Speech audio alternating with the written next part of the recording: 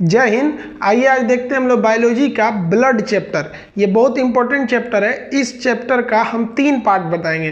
पहले पार्ट में हम लोग ब्लड के बारे में समझेंगे, दूसरे पार्ट में हम लोग ब्लड के क्लॉटिंग यानी खून थक्का कैसे बनता है उसको समझेंगे, और तीसरे पार्ट में ब्लड ग्रुप के बारे में समझेंगे। आप ब्लड ग्रुप में अक्सर क्वेश्चन देता है कि माँ का ग्रुप बी है और पिता का ग्रुप ओ है तो संतान में किसकी संभावनाएं होंगी। तो यह पार्ट आपका, ये वीडियो ब्लड चैप्टर 3 पार्ट में बनेगा। इसका फर्स्ट पार्ट हम लोग स्टार्ट करते हैं। देखिए, ब्लड जो होता है उसको हिंदी में रक्त कहते हैं, उर्दू में लहू कहते हैं। ब्लड का अध्ययन 2 होता है, या तो सेरोलॉजी भी आप उसे कह सकते हैं और हेमेटोलॉजी भी कह सकते हैं। सेरोलॉजी और हेमेटोलॉजी दोनों होता है ब्लड का अध्ययन। अब कुछ ब्लड की हम बेसिक जानकारियां देख लेते हैं पहले, जो आप सबको पता होगा। सबसे पहला, ब्लड एक प्राकृतिक कोलाइड है, ये एक नेचुरल कोलाइड है। आपसे कोई कह दे कि कोलाइड क्या है तो इसको केमिस्ट्री में हम डिटेल से करेंगे। अभी आप इतना समझिए कि कोलाइड ऐसे लिक्विड को कहते हैं कि जिसे आप कपड़ा या किसी चीज़ से छानेंगे तो उसका 100% उस पार नहीं जाएगा, कुछ इधर उधर फंस जाएगा। जैसे दूध छानिएगा तो मलाई फंस जाएगा, आइसक्रीम छानिएगा तो ऊपर से कुछ फंस जाएगा, वैसे ही ब्लड छानिएगा तो उसका कुछ हिस्सा नीचे जाएगा, ऊपर फंस जाएगा। तो ऐसे फंसने वाले चीज़ों को हम क्या कहते हैं? कोलाइड। याद रखिए, ये केवल समझने के लिए बता रहे हैं, ये कोई फॉर्मूला नहीं है, लेकिन इस आधार पे आप कोलाइड को इजीली पहचान सकते हैं। तो रक्त एक प्रकार का प्राकृतिक कोलाइड है। इससे पहले के चैप्टर में बता दिए थे, रक्त एक संयोजी उत्तक है, कनेक्टिंग टिश्यू है। कनेक्टिंग टिश्यू उसे कहते हैं जो पूरे बॉडी को कनेक्ट करके रखता है, जोड़ के रखता है, अर्थात संयोग करके रखे रहता है। अतः इसे हम संयोजी उत्तक कहते हैं। जो ब्लड होता है इसका पीएच जो होता है 7.4 पीएच जो होता है वो क्षार का होता है। अगर कोई चीज का पीएच 7 से ऊपर जाता है तो वो बेस हो जाता है, और 7 से नीचे आता है तो एसिड हो जाता है, और 7 पे रुक गया तो न्यूट्रल। अतः पीएच 7 होने के कारण ये क्या होता है? 7.4 होने के कारण ये क्षार होता है। मेल में इसकी संख्या 5.5 लीटर होती है। मेल में इनकी संख्या कितनी होगी? 5.5 लीटर। और फीमेल में इनकी संख्या होती है 5 लीटर, अर्थात मेल से आधा लीटर कम होती है। अब ये क्यों आधा लीटर कम होती है? अब किसी से पूछेगा, हम तो एक आदमी से पूछे थे तो बोल रहा था कि शादीशुदा आदमी थे, वो बोल रहे थे आधा लीटर कम इसलिए होता है ताकि वो दूसरे का खून चूस सके। हालांकि ये कोई रीजन नहीं है कि दूसरे का खून चूस सके, इसलिए पहले से स्पेस दिया हुआ है। रीजन ये है कि फीमेल में ना हीमोग्लोबिन कम होता है, और हीमोग्लोबिन भी आरबीसी का निर्माण करता है, और आरबीसी ब्लड का एक बहुत बड़ा हिस्सा होता है। इसलिए हीमोग्लोबिन के कमी की वजह से फीमेल में जो ब्लड होता है वो आधा लीटर कम होता है। तो ये बेसिक चीज़ आप समझते हैं। अब ब्लड का निर्माण कहाँ होता है, फॉर्मेशन ऑफ ब्लड कहाँ होता है? तो हम लोग जो एडल्ट हैं उनमें हड्डियों के बीच के बोन मैरो में होता है। आप हड्डी देखे होंगे, आप लोग कई तो हड्डी जब आप चिकन वगैरह खाते होंगे तो कूच देते होंगे, उसके अंदर झांकिएगा हड्डी के अंदर ऐसे तोड़ के, तो उसमें जाली रेड कलर का रहता है, उसे हम अस्थि मज्जा या बोन मैरो कहते हैं। तो एडल्ट लोगों में, वयस्क लोगों में ब्लड का निर्माण कहाँ होता है? बोन मैरो में होता है। लेकिन बात करिए उस बच्चे की जो अभी माँ के पेट में अभी पैदा ही नहीं हुआ, उसमें हड्डी नहीं रहता है, और हड्डी रहता है अभी तो एकदम कमजोर रहता है, जिधर मुड़िएगा उधर मुड़ जाएगा, तो उसमें तो बोन मैरो की कमी होती है, उसका कहाँ बनेगा? तो जो भ्रूण, जो बच्चा अभी पैदा नहीं हुआ है, माँ के पेट में है, उसे इंग्लिश में एम्ब्रॉय कहते हैं और हिंदी में भ्रूण कहते हैं। अब वो 3 महीने का पेट में बच्चा है तो भी भ्रूण है, और 9 महीने का है तो भी भ्रूण है। अगर पैदा हो गया तब बच्चा कहलाता है, नहीं पैदा रहेगा तो भ्रूण रहेगा। तो भ्रूण में जो ब्लड का निर्माण होता है वो लीवर में होता है, लीवर के मीसोडर्म में, उसी का हिस्सा होता है। तो आप लीवर ही याद रखिए, यकृत में। तो ये इसका बेसिक इंफॉर्मेशन। अभी थोड़ा और समझते हैं हम लोग ब्लड के बारे में कि ये जो ब्लड है ये स्टोर कहाँ रहता है। तो कई लोग कहते हैं हार्ट में। बाबू, हार्ट में ब्लड स्टोर नहीं रहता है, दिल में स्टोर हो गया तो हार्ट अटैक आ जाएगा। ब्लड जो स्टोर होता है ना, ये पेट में, पेट को हम लोग उदर कहते हैं, उदर। अब पेट खाली जगह है तभी ना खाना खाते हैं तो चला जाता है। तो उदर गुहा में यहाँ पर बाईं ओर एक एस्पिलीन होता है, जिसे हिंदी में प्लीहा या तिल्ली कहते हैं। तो प्लीहा या तिल्ली में ही ब्लड जाके स्टोर रहता है, इसलिए एस्पिलीन को हम ब्लड बैंक के नाम से भी जानते हैं। आरबीसी जब अभी हम आगे पढ़ाएंगे आपको ब्लड का, वो जब मरता है तो वो भी जाके एस्पिलीन में ही जाके इकट्ठा हो जाता है। इसीलिए स्टोरेज कौन करता है? एस्पिलीन, उसी को प्लीहा या तिल्ली कहते हैं। और मरने के बाद यानी कब्र जो होता है वो भी एस्पिलीन होता है। तो एस्पिलीन को हम ब्लड बैंक भी कहते हैं, और कब्रिस्तान यानी ग्रेवयार्ड के नाम से भी जानते हैं। अब एक कोलेस्ट्रॉल क्या होता है? कोलेस्ट्रॉल क्या होता है? चिपचिपा पदार्थ। जैसे आप तेल मसाला ज़्यादा खाइएगा, खूब काजू किशमिश बादाम ये सब खाइएगा तो उसमें चिपचिपा चीज़ होता है, वसा का एक रूप होता है। तरल वसा फैटी एसिड होती है, उसी को क्या कहते हैं, कोलेस्ट्रॉल। ये कोलेस्ट्रॉल बहुत घातक होता है, ये जान ले लेता है, हार्ट अटैक ले आ देगा। क्योंकि अगर आपके रक्त में अगर ये चर्बी यानी तेल की मात्रा ज़्यादा हो जाए तो दिल पे जाके चिपक जाएगा, फिर दिल को धड़कने नहीं देगा। तो ये कोलेस्ट्रॉल का जो लेवल होना चाहिए वो 200 ग्राम प्रति डेसीलीटर। अभी ब्लड को एक्चुअली जो पैथोलॉजी लैब होते हैं जहां आप जांच कराने जाते हैं उसके लिए वो डेसीलीटर में नापते हैं। तो इसका जो कोलेस्ट्रॉल का लेवल होता है वो 200 डेसीलीटर होता है। याद रखिएगा, एग्जाम में पूछा है, इसमें हर एक चीज़ याद रखिएगा। आप देखिए जो हम यहाँ स्लाइड बनाते हैं वो हम फालतू के लिए नहीं बनाते हैं। आप 1 सेकंड के लिए भी वीडियो स्किप नहीं कर सकते। हम आपके हर एक सेकंड का ख्याल रखते हैं। तो आप भी ध्यान से देखिएगा, ये जो इंपॉर्टेंट क्वेश्चन है हम उसी को यहाँ लिखते हैं। तो कोलेस्ट्रॉल का लेवल कितना हो जाता है बाबू, 200 ग्राम प्रति डेसीलीटर। जब भी आप बायोलॉजी देखिएगा ना तो ये डेसीलीटर में देता है, आप बस यही 200 याद रखिएगा। ऑप्शन में ना आपकी यूनिट लिखे रहते हैं। अब एक होता है हीमोग्लोबिन। ये हीमोग्लोबिन को हम शॉर्टकट में HB कहते हैं। इसी के कारण ब्लड जो होता है वो लाल हो जाता है। ये हीमोग्लोबिन अभी जस्ट आगे इसको समझाएंगे। ये हीमोग्लोबिन का भी लेवल पूछ देता है आपसे कि कितना होता है। तो हीमोग्लोबिन के अंदर ना आयरन पाया जाता है। हीमोग्लोबिन में क्या पाया जाएगा, आयरन। तो यहाँ हम लिख देते हैं हीमोग्लोबिन में ऐसे Fe लिख देते हैं, आप समझिएगा आयरन पाया जाता है। तो ये हीमोग्लोबिन में आयरन होता है। ये मेल में जो होता है ना 14 ग्राम। फिर देखिए 14 ग्राम प्रति डेसीलीटर। और फीमेल में 13 ग्राम प्रति डेसीलीटर। यानी हर एक डेसीलीटर, यानी आप एक तरह से समझिए तो एक ढक्कन पे, मतलब डेसीलीटर इतना सा होगा। तो डेसीलीटर यानी इतनी सा भी अगर ब्लड लेते हैं तो उसमें फीमेल में हीमोग्लोबिन कम है। यानी मेल में हीमोग्लोबिन ज़्यादा और फीमेल में हीमोग्लोबिन कम। जिसमें हीमोग्लोबिन ज़्यादा उसमें लोहा की मात्रा ज़्यादा। यानी मेल की शरीर में आयरन की मात्रा ज़्यादा होने की वजह से मेल का शरीर हार्ड होता है, और फीमेल में हीमोग्लोबिन कम होता है तो आयरन भी कम हो जाता है, तो उनका शरीर थोड़ा सॉफ्ट हो जाता है। बराबर मुक्का एक मेल को मारिए एक फीमेल को मारिए, मेल को उतना नहीं लगेगा लेकिन फीमेल को ज़्यादा चोट लग जाता है। तो वो भी ये आयरन के वजह से होते हैं सब। अब आगे समझते हैं, हमारे बॉडी में पूरे रक्त जो है ना सर्कुलेट कर रहा है। इसे हम सर्कुलेटरी सिस्टम या रक्त परिसंचरण तंत्र कहते हैं। इसकी सबसे पहले जानकारी विलियम हार्वे ने दिया था। तो रक्त परिसंचरण की जानकारी किसने दिया, विलियम हार्वे ने दिया था। इतना समझ गया आ गया। अब थोड़ा और आगे समझते हैं लोग। अब देखिए ब्लड के कार्य क्या होते हैं, फंक्शन ऑफ ब्लड। तो ब्लड का सबसे महत्वपूर्ण काम देखिए वो तापमान का नियंत्रण करता है। जब तक आप जिंदा हैं, विलियम हार्वे साहब ने कहा था रक्त परिसंचरण करते रहेगा, और कोई भी चीज़ गतिशील रहती है तो उसमें उष्मा रहती है। आप हाथ को ऐसे ऐसे रगड़िए, आपका हाथ गर्म रहेगा। जब तक रगड़ेंगे तब तक गर्म रहेगा, छोड़ेंगे तो थोड़ी देर में ठंडा हो जाएगा। इसीलिए पूरा शरीर में जब तक खून दौड़ेगा तब तक हमारा शरीर का टेम्परेचर 37 डिग्री बना रहेगा।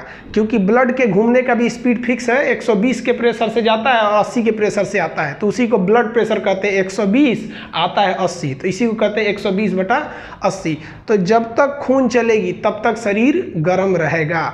ब्लड कहाँ जमा रहता है बाबू, एस्पिलिन में। मलेरिया नाम के बीमारी में ना एस्पिलिन खराब होने लगता है, इफेक्टेड हो जाता है, तो ब्लड भी इफेक्टेड होने लगता है। इसीलिए पूरे शरीर का टेम्परेचर घटने लगता है मलेरिया नाम की बीमारी में। तो पहला काम आप समझ गए। दूसरा काम आप समझते हैं हम लोग, पोषक पदार्थ का परिसंचरण।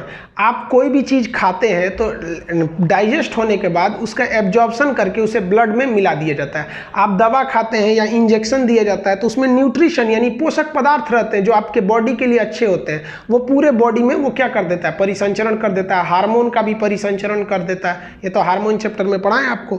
तो ये पोषक पदार्थों का परिवहन कर देता है।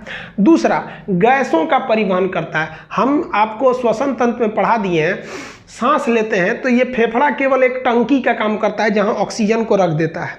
यहाँ से ऑक्सीजन को ले जाने का काम ब्लड का हीमोग्लोबिन करता है, और वापस CO2 ले आने का भी काम हीमोग्लोबिन करता है। फेफड़ा केवल एक जगह प्रोवाइड करता है कि यहाँ भैया आप ऑक्सीजन रख दीजिए। तो गैसों का परिवहन यानी ऑक्सीजन ले गया और CO2 लाया। तो ये दूसरा काम आप समझ गए। अब तीसरा काम समझते हैं, उत्सर्जी पदार्थों का परिवहन। शरीर में जितने भी खराब पदार्थ रहते हैं जैसे यूरिया, अमोनिया इत्यादि का परिवहन वही करता है और किडनी को ले जाके दे देता है, और किडनी उसको क्या करता है, डायलिसिस विधि द्वारा उसमें से हानिकारक पदार्थों को रख लेता है और ब्लड को कहता है अब तुम जाओ।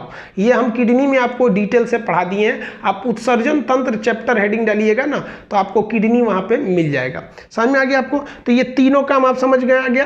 तो एक्चुअली आप ये कह सकते हैं कि रक्त टेम्परेचर को नियंत्रित करता है और परिवहन करता है। और परिवहन में आप तीन चीज देख सकते हैं, पोषक पदार्थ यानी न्यूट्रिशन का परिवहन कर सकता है, गैसों का परिवहन कर सकता है, हानिकारक पदार्थों का भी परिवहन करता है। निकालता नहीं है ब्लड से, हानिकारक पदार्थों को लेके घूमता है और किडनी उसमें से घिंच घिंच निकाल लेता है। समझ में आ गया? आप इसको एक स्क्रीनशॉट लीजिए, इसका पीडीएफ डिस्क्रिप्शन में दे दिए हैं। एक्चुअली इससे पहले वाले चैप्टर में हम बोल दिए थे कि डिस्क्रिप्शन में है और देना भूल गए थे, बट अभी उसमें लोड कर दिए हैं, आप देख लीजिएगा। इसमें हम नहीं भूलेंगे पीडीएफ देना, सॉरी इससे पहले वाले वीडियो में भूल गए थे हम पीडीएफ देना। देखिए ब्लड का आपको बेसिक इन्फॉर्मेशन बता दिए। अब ब्लड का हम कंपोजिशन समझते हैं कि ब्लड किस किस चीज़ों से मिलकर बना होता है। तो ब्लड में बेसिकली दो पार्ट होते हैं, एक उसका लिक्विड पार्ट और एक उसका हार्ड पार्ट। तो लिक्विड पार्ट को हम कहते हैं प्लाज्मा। लिक्विड पार्ट हो गया प्लाज्मा, जो पूरे ब्लड का लगभग 60% होता है, कहीं कहीं आपको ये 55% भी मिलेगा। और जो उसके पार्टिकल्स जो उसमें घुले हुए होते हैं उन्हें हम कार्पल्स या रुधिराणु कहते हैं। ये बचे हुए 40% होते हैं, सब 40%। तो आप इसको ऐसे समझिए, जैसे आप शरबत बनाते हैं तो पानी भी लेते हैं और चीनी भी लेते हैं, तो चीनी हार्ड पार्टिकल हो गया और पानी जो हो गया वो लिक्विड पार्ट हो गया। तो उसी तरह ब्लड में भी दो दो चीज़ मिला हुआ है। ऐसा मत समझिए कि ब्लड लिक्विड दिख रहा है तो केवल लिक्विड से बना है। आपका चाय जो पीते हैं वो लिक्विड दिखता है तो केवल लिक्विड से थोड़ी ना बनता है, उसमें चीनी भी पड़ता है, चाय पत्ती भी पड़ता है, गुल मिर्च वगैरह भी लोग डाल देते हैं, तो कई कई चीज़ के पार्टिकल्स भी पड़ते हैं। और लिक्विड में दूध भी रहता है, थोड़ा पानी भी मिला दिया जाता है। तो वैसे ही ब्लड का लिक्विड भाग हो गया आपका प्लाज्मा। समझ में आ गया? और जो ठोस भाग है जो कण के समान होता है उसे क्या कहते हैं, रुधिराणु। ये बचे हुए 60% हो गए। इसमें आरबीसी, डब्ल्यूबीसी और प्लेटलेट होते हैं। इनको हम समझेंगे, पहले हम लोग प्लाज्मा के बारे में देख लेते हैं। प्लाज्मा पूरे ब्लड का 60% भाग होता है, ये ब्लड को लिक्विड बना के रखे रहता है। इस प्लाज्मा में एक विशेष प्रकार का प्रोटीन पाया जाता है जिसे फाइब्रिनोजेन कहते हैं, और एक अलग भी प्रोटीन होता है जिसे हम कहते हैं प्रोथ्रोम्बिन। तो एक हो गया फाइब्रिनोजेन, एक हो गया प्रोथ्रोम्बिन। अगर आप किसी भी ब्लड को लीजिएगा और उसके प्लाज्मा में से आप फाइब्रिनोजेन और इस प्रोटीन को निकाल दीजिएगा, मेनली फाइब्रिनोजेन को निकाल दीजिएगा, तो वो ब्लड हल्का येलोइश यानी थोड़ा पीलेपन का हो जाएगा और पतला दिखेगा। ये ब्लड को गाढ़ा करके रखते हैं। तो इनको निकाल दीजिएगा ना तो वह प्लाज्मा पीले रंग का दिखेगा। एक्चुअली प्लाज्मा पीला होता ही है, वो और हल्का पीला हो जाएगा और वो पंछुछुर हो जाएगा, क्योंकि ये गाढ़ा करता है। इसको हटा दीजिएगा तो ब्लड पंछुछुर हो जाएगा और वो पीले रंग का दिखेगा। उसे हम कहते हैं सीरम। बीमारियों की जांच आपके ब्लड में से सीरम निकाल के किया जाता है। ये पीडीएफ में लिखा हुआ है, यहाँ आप बेसिकली समझिएगा। प्लाज्मा में से फाइब्रिनोजेन हटा देने से वो ब्लड पतला हो जाता है और पीले रंग का होता है, जिसे सीरम कहते हैं। बीमारियों की जांच सीरम से की जाती है। इतना क्लियर है? अब हम समझते हैं इस साइड में रुधिराणु यानी कार्पल्स के बारे में, जो बचे हुए 40% है। देखिए ये जो रुधिराणु है इसमें आरबीसी होते हैं, रेड ब्लड कार्पल्स, ये लाल रंग के होते हैं। ये वाइट ब्लड कार्पल्स, इनका रंग सफ़ेद होता है। ये एक हो गया प्लेटलेट। अब इनके ना हम टेक्निकल नाम देखिए, आरबीसी का नाम जानते हैं, white blood, red blood carpals, white blood carpals, और ये प्लेटलेट हो गया। अब इनका थोड़ा टेक्निकल नाम याद रखिएगा, इन्हें कहते हैं एरिथ्रोसाइट। इसे क्या कहेंगे? एरिथ्रोसाइट। डब्ल्यूबीसी को ल्यूकोसाइट। आप सुने होंगे ल्यूकोमिया कैंसर को कहा जाता है, इसको बढ़ जाने या घट जाने से कैंसर हो जाता है, इसी से बना है ल्यूकोमिया। और इसे कहते हैं थ्रम्बोसाइट। तो प्लेटलेट का बायोलॉजिकल यानी टेक्निकल नाम क्या हो जाएगा? थ्रम्बोसाइट। डब्ल्यूबीसी का ल्यूकोसाइट और आरबीसी का हो जाता है आपका एरिथ्रोसाइट। अब कभी कभी ना इनकी संख्या पूछ देता है। इनकी संख्या सबसे ज़्यादा होती है इसमें आरबीसी, 50 लाख। इसे मिलियन में करेंगे तो 5 मिलियन हो सकता है, तो हम 5M लिख देते हैं, 5 मिलियन। किताबों में अक्सर 5 मिलियन लिखा रहता है, आप कंफ्यूज हो जाते हैं। तो इसकी संख्या कितनी होगी? 50 लाख। डब्ल्यूबीसी की संख्या पूछेगी तो 10,000 और प्लेटलेट की संख्या 2 लाख। प्लेटलेट कितना हो गया 2 लाख, WBC 10,000 और RBC जो हो गया 50 लाख हो गया। अब एक बार एग्जाम में क्वेश्चन पूछ के फंसा दिया था, कहा था कि रक्त के रुधिराणु में सर्वाधिक संख्या किसकी होती है, तो लड़कों ने मार दिया था प्लाज्मा की। बाबू अगर कहेगा कि रक्त में सबसे ज्यादा मात्रा यानी पूरे होल ब्लड में सबसे ज्यादा मात्रा, तब ना आप प्लाज्मा दीजिएगा, उसका तो क्वेश्चन उधर से है ही नहीं है। एग्जाम में जो क्वेश्चन दिया था कि रुधिराणु में सबसे ज्यादा मात्रा किसकी होती है, तो RBC की होती है। ये लगभग 95% पाया जाता है। सोच के देखिए ना, आप देखिए ये अकेले 50 लाख है, वो 2 लाख है, ये 10,000, 2.25 लाख हो जाएगा। ये अकेले कितना है 50 लाख है, तो रुधिराणु में अकेले ये 95% होता है। समझ में आ गया। अब बात करते हैं जीवन काल का, किसका कितना दिन अवधि होता है। तो RBC की जीवन काल 120 दिन होता है। याद रखिएगा आपका RBC 120 दिन में खराब हो जाता है। WBC की जो संख्या है, सॉरी जो जीवन काल है वो 4 दिन है। ये 4 दिन से ज़्यादा नहीं रह सकता है, मर जाएगा वहीं पे, ब्लड में मर जाता है। प्लेटलेट का जो जीवन काल होता है वो 7 दिन होता है। तो RBC 120 दिन, WBC 4 दिन और प्लेटलेट 7 दिन तक ही ब्लड में जिंदा रह सकते हैं। समझ में आ गया। अब आपके मन में एक सवाल आता होगा कि सर मेरा WBC 4 दिन में खराब हो गया, ब्लड के अंदर वाला प्लेटलेट खराब हो गया, WBC भी खराब हो गया, तो फिर ब्लड में तो उस ब्लड का क्या होता है। तो ब्लड को लाइसोसोम, मान लीजिए इन दोनों को लाइसोसोम मार देते हैं और इनमें लाइसोसोम नहीं होता है, बताए हैं, इसको एस्पिलिन मार देता है। तो फिर ब्लड कहाँ गया, तो ध्यान दीजिए, ब्लड का जो लिक्विड वाला पार्ट है ना, प्लाज्मा, ये अभी भी जिंदा है। कहता है कि बाबू लोग, रुधिराणु लोग, तुम घूम रहे थे चीनी चाय पत्ती की तरह मेरे बीच बीच में, तुम लोग जाओ।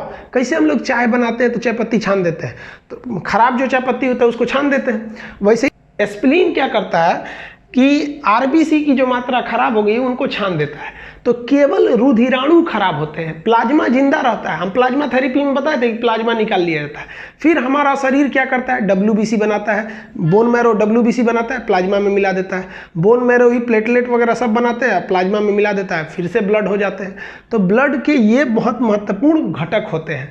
अब इनको हम एक एक करके डिटेल से समझते हैं कि किसका क्या काम होता है और क्या ये स्पेसिफिक फंक्शन को करते हैं। चलिए एक बार रिवाइज कीजिए। RBC को क्या कहेंगे, एरिथ्रोसाइट, संख्या 50 लाख, जीवन काल 120 दिन। WBC को क्या कहेंगे, ल्यूकोसाइट, संख्या 10,000, जीवन काल 4 दिन।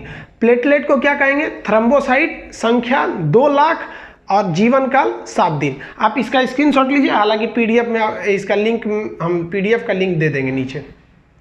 देखिए हम आपको इससे पहले वाले चार्ट में हम आपको RBC, WBC और प्लेटलेट के बारे में हल्का अंतर बताए थे। अब थोड़ा ज़्यादा डिटेल से देखते हैं हम लोग। पहले देखते हैं RBC। RBC को हम क्या कहते हैं, एरिथ्रोसाइट, 120 दिन, जीवन काल। अब इसका आकार देखिए, इसका आकार गोल होता है और बीच में से चपटा होता है। आकार गोल होता है और बीच में से क्या होता है, चपटा होता है। ऊंचाई पे जब ये जाइएगा तो इसमें ऑक्सीजन डिजॉल्व करने की क्षमता घट जाती है, जिसकी वजह से इसका आकार बढ़ जाता है। तो याद कैसे रखिएगा, ये क्या है, बढ़ने का साइन है और ये भी क्या है, ऊंचाई का साइन है। तो जैसे ऊंचाई पे जाइएगा इसका आकार क्या होने लगता है, बढ़ने लगता है। तो ये एक बार पूछ दिया था कि ऊंचाई पे जाने पे इसके आकार में क्या प्रभाव पड़ता है, तो बढ़ जाता है। और ऑक्सीजन डिजॉल्व की क्षमता भी इस पर इफेक्टेड पड़ती है। अब यहाँ 2-3 चीज़ समझने वाला समझिए। इसमें लाइसोसोम होता ही नहीं है। अब हम आपको बताए हैं, लाइसोसोम मरी हुई कोशिकाओं को खा पी के ख़त्म कर देता है और इसमें लाइसोसोम होता ही नहीं है। अतः यह मर जाएगा तो इसको खाने वाला कोई नहीं है, ये घूमते रहेगा, इसकी लाश पूरी घूमते रहेगी। इसीलिए ये जब मर जाता है तो इसकी लाश को कौन पकड़ लेता है, एस्पिलिन, जिसको हम लोग प्लीहा या तिल्ली कहते हैं। इसीलिए एस्पिलिन को RBC का कब्र कहा जाता है।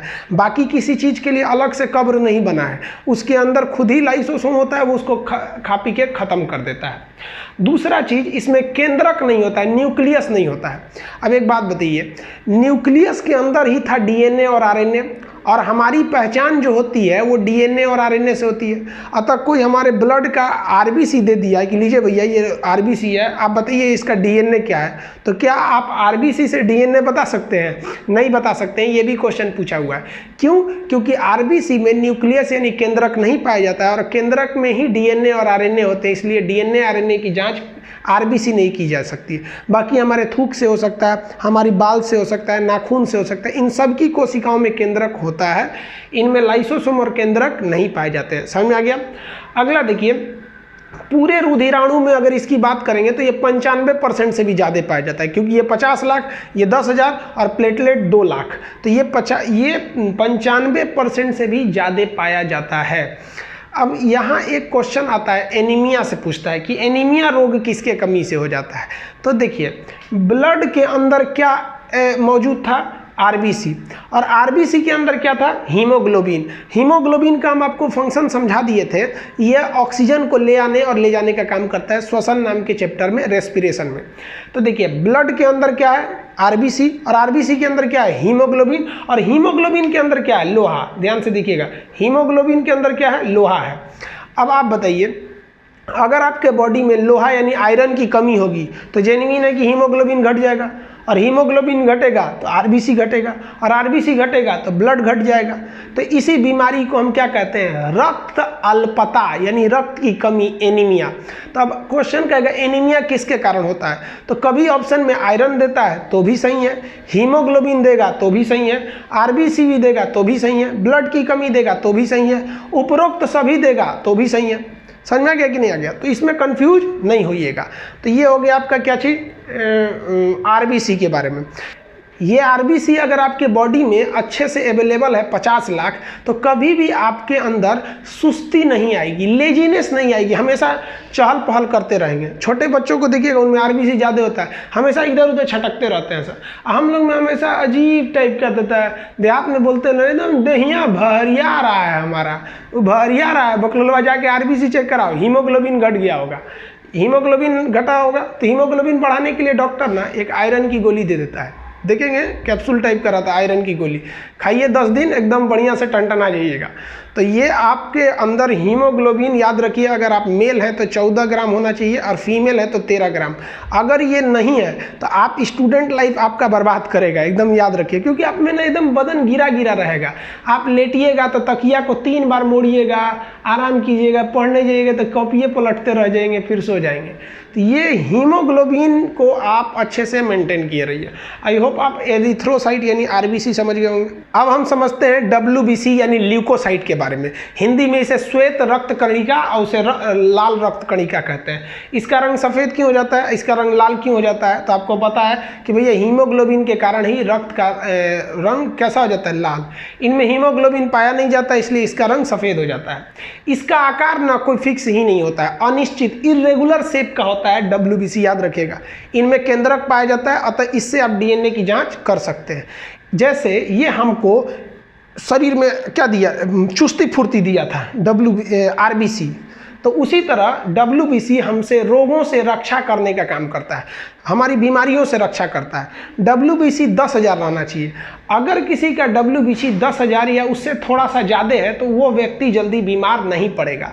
अक्सर आप देखते होंगे गांव वगैरह के लोग बड़े शक्तिशाली होते हैं, वो जल्दी बीमार नहीं पड़ते हैं। अदू चट होता है एकदम सुकुआ, एकदम ओ माय गॉड खांसी हो गया, ओ माय गॉड बुखार, धूप में निकलेगा तो बुखार हो जाएगा। क्यों? क्योंकि उनका डब्ल्यूबीसी 10,000 से कम है, एकदम झुंझुन्ना हो गया रहता है सब, मतलब इतना बोलते सुकुआर है, सतवासल, एकदम बीमार पड़ते रहेगा वो। तो आप अपना डब्ल्यूबीसी चेक कराइएगा, खास करके कोरोना में तो जल्दी चेक कराइएगा, क्योंकि अगर डब्ल्यूबीसी ठीक है ना तो कोरोना भी कुछ नहीं करेगा, और डब्ल्यूबीसी गड़बड़ है ना तो कोरोना समेट देगा आपको इस बार। तो इसलिए थोड़ा सा इसको चेक कराइएगा। स्टूडेंट लोग खास करके इस चैप्टर पे ध्यान दीजिए। आप केवल पढ़ाई पे ध्यान देते हैं और आपका ये अंदर से बॉडी कमज़ोर है। एक बात बताइए, खूब अच्छा ड्राइवर लाइए और आपकी गाड़ी ही खराब है, पता चला टायर ठीक नहीं है, इंजन ठीक नहीं है, स्टीयरिंग ठीक नहीं है, तो ड्राइवर क्या कर सकता है? आपके अंदर इच्छा है पढ़ने की, लेकिन ये आपकी कमियां हैं, इनको सुधारिए आप, ये ज़रूरी है आपके लिए। तो ये डब्ल्यूबीसी समझे। अब डब्ल्यूबीसी कुछ प्रकार समझिए। मेनली डब्ल्यूबीसी के ना 3 प्रकार होते हैं, एंटीबॉडी, लिम्फोसाइट, मोनोसाइट, और बाकी न्यूट्रोफिल, एसिनोफिल और बेसियोफिल। ये देखिए, बेसोफिल, एसिनोफिल और न्यूट्रोफिल, इन तीनों का कोई विशेष काम नहीं है, इसलिए इनको हम पहले ही साइड कर देते हैं। इन तीनों का विशेष काम है एंटीबॉडी, लिम्फोसाइट और मोनोसाइट। देखिए, लिम्फोसाइट का आकार टी के समान होता है, इसलिए इसको टी सेल या टी लिम्फोसाइट कहते हैं। अब इनका काम क्या होता है समझिए। यही तीनों मिलकर बीमारी से लड़ते हैं। इन पांचों को मिला दीजिएगा ना, तब क्या बनता है? डब्ल्यूबीसी। पांचों को मिला के डब्ल्यूबीसी बनता है। वो एक ही नाम दिख रहा है, लेकिन उसके अंदर कई चीज़ें पाई जाती हैं। तो ये न्यूट्रोफिल, इसिनोफिल और बेसोफिल, इसका कुछ मुख्य काम नहीं है। मेन है एंटीबॉडी, लिम्फोसाइट और मोनोसाइट। देखिए हमारे शरीर में ना पूरे ब्लड है, और ब्लड के अंदर ही WBC और WBC के अंदर ये सब है सब। तो ब्लड तो चारों ओर घूम रहा है। जैसे कोई कीटाणु एंट्री मारता है, मान लीजिए कि मक्खी काटी, मच्छर काटा, खटमल काटा, कुछ भी हुआ, कोरोना घुस गया, कुछ भी घुस गया, जैसे घुसता है तुरंत उसको देख लेता है एंटीबॉडी, कहते रे रे रे इधर कहाँ, इधर कहाँ, अरे अरे अरे अरे आ रहा है, मार मार मार मार। ये बेचारा एंटीबॉडी डर जाता है, अरे बाप रे अकेले मारेंगे, रुक रुक रुक। वो जाता है लिम्फोसाइट के पास, ए चाचा लिम्फोसाइट, चाचा उठिए, लिम्फोसाइट चाचा उठिए उठिए, वो कोरोना घुस गया है, पता नहीं कौन है। तो लिम्फोसाइट का आकार कैसा है, टी के समान है, यानी टी लिम्फोसाइट भी इसको कहते हैं, टी ABC। टी लिम्फोसाइट उठता है, एंटीबॉडी से कहता है क्या हुआ रे, कहा महाराज जो कोरोना आ गया, चलिए मारा जाए। तो लिम्फोसाइट आता है तरना के, कहाँ रे कहाँ रे, धड़ धड़ धड़ धड़ मारता है। अगर लिम्फोसाइट मजबूत है मार के वहीं मार डालेगा, कहेगा इससे जुड़ा हमारे एरिया में आता है, मार दिया लिम्फोसाइट। बीमारी को एक्चुअल मारता है लिम्फोसाइट यानी टी सेल। लिम्फोसाइट मारकर चला गया, अब यह एंटीबॉडी जाके बताता है मोनोसाइट को, ये मोनोसाइट चाचा हम मार दिए उसको, बीमारी को, चलिए आप खा लीजिए। तो मोनोसाइट जो होता है उस बीमारी को खाता है। क्यों? क्योंकि उस बीमारी को अगर खाएगा नहीं तो वहीं सड़ के मर जाएगा। तो बीमारियों का भक्षण कौन करता है? मोनोसाइट। अतः मोनोसाइट का आकार बड़ा हो जाता है। कहेगा कि WBC में सबसे बड़ा आकार किसका होता है? तो मोनोसाइट का। बीमारियों को एक्चुअल में कौन मारता है? तो टी लिम्फोसाइट या लिम्फोसाइट। पहचान यानी रक्षा करने का काम BSF का काम कौन करता है? एंटीबॉडी। ध्यान दीजिए ससुरा, HIV इतना भयानक बीमारी है ना, और कैंसर ऐसा भयानक बीमारी है सब, HIV में यही मर जाता है बेचारा। HIV जैसे होगा ना, लिम्फोसाइटे मर जाता है। अब आप बताइए, लिम्फोसाइट है ये नहीं है, इधर से HIV का वायरस घुस गया, एंटीबॉडी तो देख लिया घुस गया, अब कहेगा ए चाचा उठिए, लिम्फोसाइट चाचा, चाचा मर गई लो, नहीं उठ पाएगा। तो बहुत खतरनाक बीमारी होता है HIV। हो जाएगा तो कहियो नहीं पाएंगे कि हो गई लो है। तो ये भी बहुत खतरनाक बीमारी है। तो आप बीमारियों से लड़ने का पूरा प्रोसेस समझे। जैसे एंट्री मारा, एंटीबॉडी एक्टिव हो गया, मारेगा कौन? लिम्फोसाइट। लिम्फोसाइट का आकार टी के समान। मरे हुए कीटाणु को खाएगा कौन? मोनोसाइट। सबसे बड़ा आकार मोनोसाइट। बाकी न्यूट्रोसाइल, इसिनोफिल, बेसिनोफिल ये कुछ खास काम नहीं है। तो ये देखें, ये चुस्ती फुर्ती दिया, ये बीमारियों से रक्षा किया, ये भी जरूरी है आपके लिए, ये भी जरूरी है। अब बात करते हैं प्लेटलेट को। प्लेटलेट का टेक्निकल नाम था आपका थ्रोम्बोसाइट, हालांकि इसे हिंदी में बिंबाणु कहते हैं। क्या कहते हैं? बिंबाणु। इसका आकार जो होता है ना, ये भी गोल होता है, लेकिन उत्तल लेंस की तरह होता है, इस शेप में होता है, ये उत्तल लेंस के समान होता है। तो इसका आकार कैसा होगा? उत्तल लेंस की तरह, बाइकन्वेक्स लेंस की तरह। इसमें केंद्रक नहीं पाया जाता है, अतः इसमें भी केंद्रक नहीं पाया जाएगा, तो इससे भी आप DNA नहीं निकाल सकते, जबकि इसमें DNA निकाल सकते हैं क्योंकि इसमें केंद्रक होता है। इसमें भी केंद्रक नहीं होता है RBC में, तो इसमें केंद्रक उपस्थित नहीं होता है। ये क्या काम करता है? शक्ति प्रदान करता है। इसकी संख्या आपको बता दी है पहले ही, 2 लाख होती है। अगर आप में प्लेटलेट 2 लाख है ना, तो आप में इतनी शक्ति रहेगी ना, थकबे नहीं करिएगा, एकदम दनादन थकेगा नहीं। तो देखते हैं ना, कुछ कुछ आदमी जल्दी थकता ही नहीं है, और कुछ कुछ ससुरा 1 घंटा पढ़ने बैठेगा से तो कमर दर्द कर गया, ओ दादा दा सुकुआर बकलोलवा कौन सी रिजल्ट होगा रे तू लोग का, ऐसे 1 घंटा में थकोगे लोग। तो प्लेटलेट चेक कराइए जाके। प्लेटलेट अगर ज़्यादा रहेगा थकिएगा नहीं। किसी किसी लड़कों को आप देखते होंगे सोच रहा 8-8 घंटा पढ़ने लगते हैं सर। हम लोग जब पढ़ते थे तो इलाहाबाद यूनिवर्सिटी में, तो एक लड़का था हम लोग के साथ, सरफराज। सुबह 6 बजे से जब पढ़ना चालू करता था ना, तो एक ही बार उठता था 1 बजे, जब खाना आता था तब, खाना आ गया चलो खाओ। इतना पढ़ने में वो, मतलब उसके अंदर स्टेमिना थी। तो हम लोग यही सोचते थे ससुरा ये पढ़ता कैसे इतना ज़्यादा। तो आप लोग भी अपना प्लेटलेट चेक कराइएगा। अगर प्लेटलेट कम है तो पढ़ने के लिए इच्छा तो करेगी, लेकिन ज़्यादा देर टिक नहीं पाइएगा। और ससुरा अगर हीमोग्लोबिन कम है तो इच्छा नहीं करेगा। तो देखिए, ये ससुरा कमवा स्टार्ट करा देता है और ये देर तक कराए रखता है। तो सब जरूरी है, इसलिए डॉक्टर के पास जाइए, इत्मीनान से अपना प्लेटलेट चेक कीजिए 2 लाख है कि नहीं, WBC 10,000 है या नहीं, हीमोग्लोबिन लड़का है तो 14, लड़की है तो 13 है या नहीं। और अगर नहीं है तो डॉक्टर इसके लिए अच्छा बताएगा। हीमोग्लोबिन को बढ़ाने घटाने के लिए अपने से मत कीजिएगा, वरना रिस्की हो जाता है। हाँ, हम ये जरूर बता सकते हैं कि प्लेटलेट को कैसे बढ़ाइएगा। देखिए, प्लेटलेट जो होता है ना, वो डेंगू में बहुत घट जाता है। डेंगू में ये प्लेटलेट 30,000 चला आता है, 20-20 हज़ार तक चला आता है। हमको जब डेंगू हुआ था ना, सीढ़ी नहीं चढ़ पा रहे थे, तो एक हॉस्पिटल हम गए थे, तो फर्स्ट फ्लोर से हमको नीचे उतरना था और हमको डेंगू था, पता नहीं था। मेरा प्लेटलेट 40,000 हो गया था, तो हम सोचे लिफ्ट से उतर जाते हैं। तो लिफ्ट में बेचारी एक डॉक्टर थी, लेडीज डॉक्टर थी, वो हमको कहीं कि आपको शर्म नहीं आता है, एक फ्लोर से नीचे उतरना है, जेंट्स होके लिफ्ट से उतरते हैं। हम कहे मैडम हमको पता नहीं क्या हुआ है कि हमारा पैर नहीं चल पा रहे। तो प्रॉब्लम हमको नहीं थी, प्रॉब्लम था कि वहाँ हमको डेंगू हो गया था, वरना हम डेली 5 तल्ला पे क्लास चढ़ने के लिए ऊपर नीचे करते हैं, पैर ही नहीं उठता है, इतना कमजोरी आ जाती है और आदमी ना भद भद गिर जाता है। देखिएगा ना, जहाँ तहाँ गिरल रहेगा, उठाना पड़ेगा, भैया उठिए। अगर हीमोग्लोबिन भी कम हो गया है तब वो गिरेंगे, और प्लेटलेट भी कम हो गया तो भी गिरेंगे। तो ये बहुत खराब होता है। इसको कैसे बचाया जाता है, डेंगू से कैसे बचिएगा? तो देखिए, एक गिलोई और एलोवेरा, ये बाबा रामदेव के दुकान पे मिलेगा, लिक्विड होता है, एक एक कप 3 टाइम पीते रहिए। तो गिलोई और एलोवेरा। दूसरा, बकरी के दूध में प्लेटलेट बढ़ाने की क्षमता ज़्यादा होती है, जितना फल खा सकते हैं दबा के खाइए तो ये बढ़ेगा। फल खाने से सब बढ़ने लगते हैं, लेकिन हिंदुस्तान में गरीबी इतना ज़्यादा है कि फल कौन खाता है? जब बीमार पड़ता है तो अब समझ लीजिए, किसी के घर अनार खरीद के जा रहा है ना, तो 50% संभावना है कि उसके घर कोई ना कोई बीमार पड़ा होगा। तो ये आप ब्लड के बारे में समझ गए। एक स्टूडेंट लाइफ में सबसे पहले ज़रूरी ये है, अगर हमसे कोई पूछता है कि सर किस तरह से पढ़ना चाहिए, तो हम सबसे पहले कहेंगे तू पढ़ाई पहले बाद में कर, पहले ये सब ठीक करके लाओ, डॉक्टर के पास जाओ, 1 महीने पहले अपने इस पे ध्यान दो और थोड़ा बहुत उसी पीरियड में पढ़ते रहो। जब ये अच्छा हो जाएगा ना, तो तुमको पूछना ही नहीं पड़ेगा कि सर हमको इतना नींद क्यों आता है। भैया हीमोग्लोबिन कम रहेगा तो नींद आएगा। अब सर 1 घंटा से ज़्यादा पढ़िए नहीं पाते, भैया प्लेटलेट कम है। सर हमेशा हम उखड़ले रहते हैं, कबो खांसी, कबो सर्दी, कबो कुछ, तो भैया WBC गड़बड़ है। तो भैया आप लोग अपनी पहले बॉडी को सुधारिए। गाड़ी अच्छी रहेगी तो ही ड्राइवर, खराब भी रहेगा तो चला लेगा, समझ आ गया? तो आप अपनी बॉडी सुधारिए। इसका लिंक PDF में है, PDF हम इस बार नहीं भूलेंगे, पिछले PDF में वीडियो में भूल गए थे। आप इसका एक स्क्रीनशॉट लेना चाहते हैं तो ले सकते हैं। नेक्स्ट वीडियो में हम समझेंगे ब्लड के क्लॉटिंग के बारे में।